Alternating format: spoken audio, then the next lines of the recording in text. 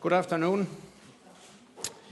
We have just held an extraordinary meeting of the NATO-Ukraine Commission following the serious escalation of Russia's military aggression against Ukraine.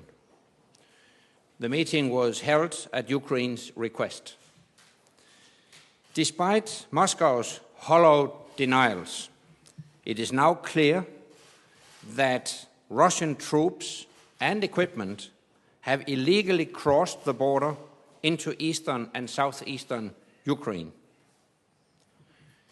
This is not an isolated action, but part of a dangerous pattern over many months to destabilize Ukraine as a sovereign nation. Russian forces are engaged in direct military operations inside Ukraine. Russia continues to supply the separatists with tanks, armoured vehicles, artillery, and rocket launchers. Russia has fired on Ukraine from both Russian territory and within Ukraine itself. Moreover, Russia continues to maintain thousands of combat-ready troops close to Ukraine's borders. This is a blatant violation of Ukraine's sovereignty and territorial integrity. It defies all diplomatic efforts for a peaceful solution.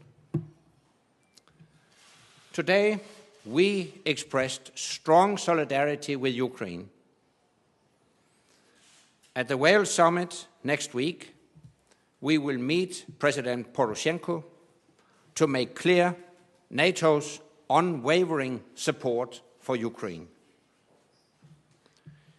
We condemn in the strongest terms Russia's continued disregard of its international obligations.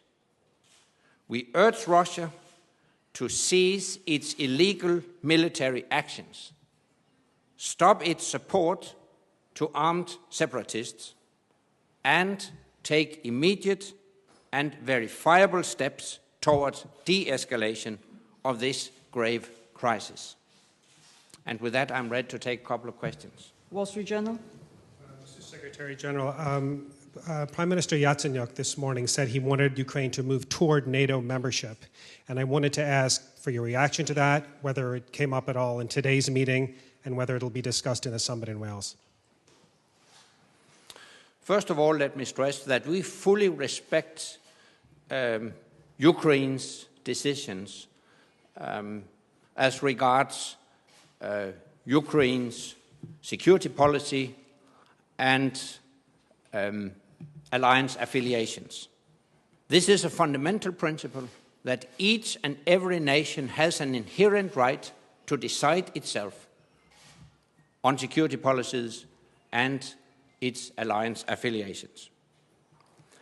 I'm not going to interfere with political discussions in Ukraine, but let me remind you of NATO's decision taken at the Bucharest summit in 2008, according to which Ukraine will become a member of NATO, provided, of course, that Ukraine so wishes and provided that Ukraine fulfill the necessary criteria. In the meantime, Ukraine has decided to pursue a so-called non-alliance policy. We fully respect that. We fully respect if the Ukrainian parliament decides to change that policy, because we adhere to the principle that each and every nation has the right to decide itself without interference from outside. And we hope that other nations adhere to the same principle. Union. News agency Union Ukrainian. Secretary General, we right now in completely new situation, but I would like to repeat the old question. How NATO can really help all NATO member countries, Ukraine in this situation? Thank you. At the summit in Wales next week, we will take decisions as to how we will enhance our cooperation with Ukraine. Among other initiatives,